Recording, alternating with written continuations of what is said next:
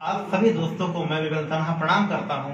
मैं Swaranjali music studio फाफम Prayagraj से, और आज हमारे स्टूडियो में इलाहाबाद की मशहूर भोजपुरी बिरहा जगत की लोक गायिका सोना सुहाने जी हमारे स्टूडियो में आई हुई हैं।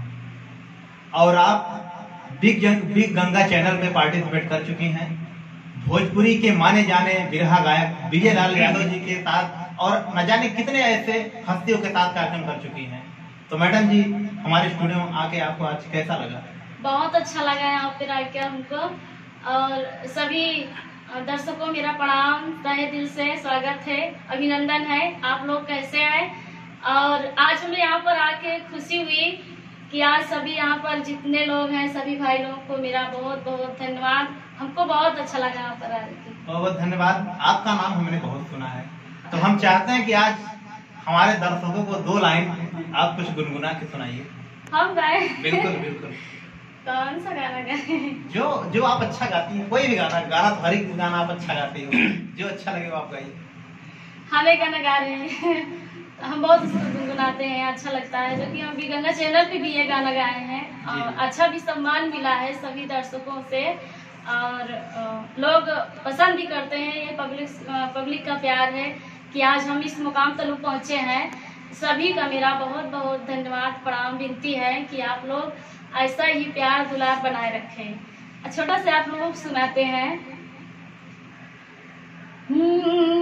अरे शादी करके फंस गए भैया,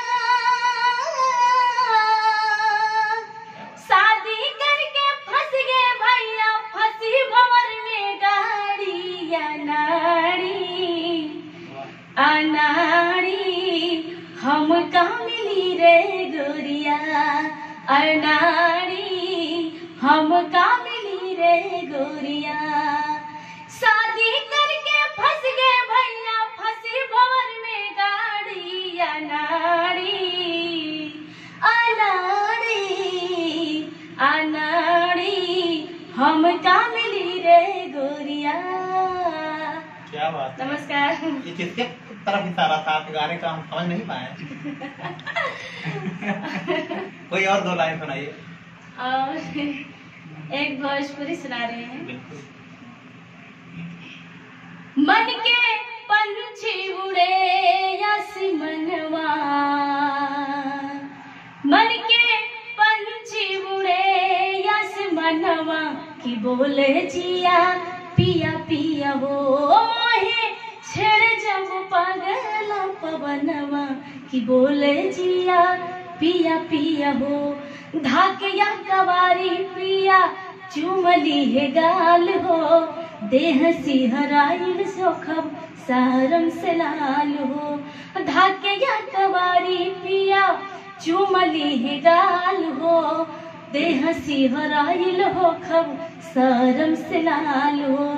दूगो दिलवा के होई है मिलनवा, की बोले जिया पिया पिया हो।